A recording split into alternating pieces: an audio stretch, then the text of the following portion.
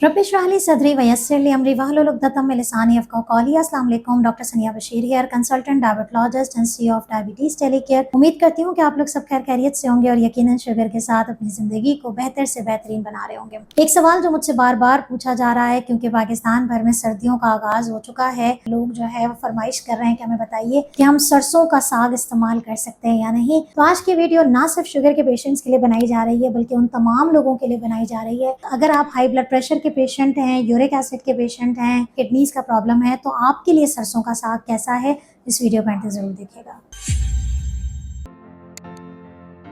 सरसों का साग बेसिकली हरे पत्तों वाली सब्जियां हैं और अपने अंदर जो है वो बेतहाशा फायदे रखती है। इसके अंदर आपको ना सिर्फ ये कि विटामिन्स मिल रहे हैं, बल्कि मैग्नीशियम मिलता है, आपको बहुत सारे मिनरल्स इसके अंदर मिलते हैं। इसके अंदर आपको पोटेशियम की क्वांटिटी बहुत अच्छी मिलती है। तो सरसों का साग जो है वो एंटीऑक्सीडेंट, एंटी इन्फ्लेमेटरी फूड है। ये वो वेजिटेबल है, मैं समझती हूँ कि सर्दियों में अल्लाह ताला ने एक ब्लेसिंग उतारी है। इतने सारे फायदे इसके अंदर हैं, इसको इस्तेमाल जरूर रखें अपने, लेकिन समझने की देर है कि आखिर आपको इसे कैसे इस्तेमाल करना है। शुगर के पेशेंट्स के लिए याद रखें कि इसका ग्लाइसेमिक इंडेक्स यानी कि शुगर बढ़ाने की सतह बहुत कम है। इसके अंदर फाइबर है जो कि आपके वजन को और शुगर को दोनों कंट्रोल रखती है।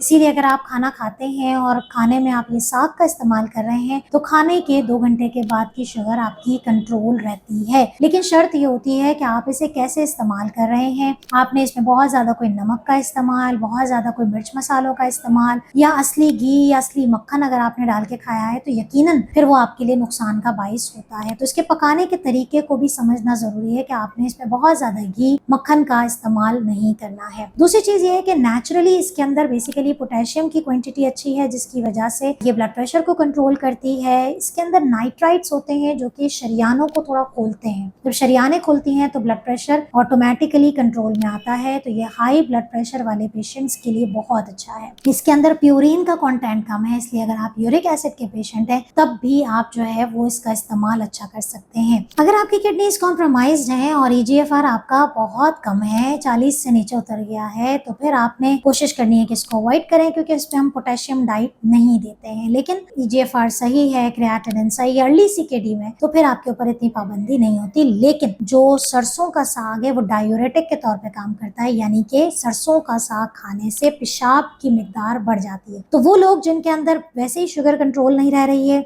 और अगर पेशाब बहुत ज्यादा से आना शुरू हो जाए, तो फिर आप बंद कर दीजिए। सरसों के साग के अंदर कैल्शियम की क्वांटिटी बहुत ज्यादा होती है। तो अगर आप गुर्दे में पथरी का शिकार हैं और आपको पता ही नहीं है कि ये पथरी कैल्शियम की वजह से तो नहीं हो रही है, तो अपना सीरम कैल्शियम भी जरूर करवाएं और फिर आप सरसों का साग अवॉइड करें, क्योंकि ये कैल्शियम फिर आपके गुर्दे में पथरी के इजाफे का बाइस बन सकता है। तो वो लोग जिनके अंदर स्टोन्स की शिकायत है, वो मस्टर्ड लीव्स यानी कि सरसों का साग इस्तेमाल ना करें।